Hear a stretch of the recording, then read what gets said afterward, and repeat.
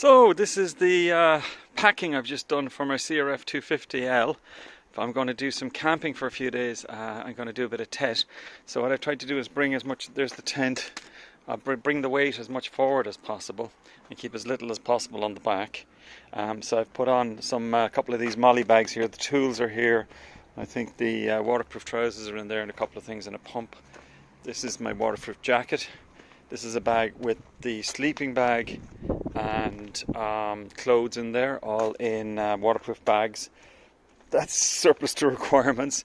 It's hanging on with this Molle mesh net thing, which is a hack that you do. This is actually a military vest, and you can put on different bags onto it.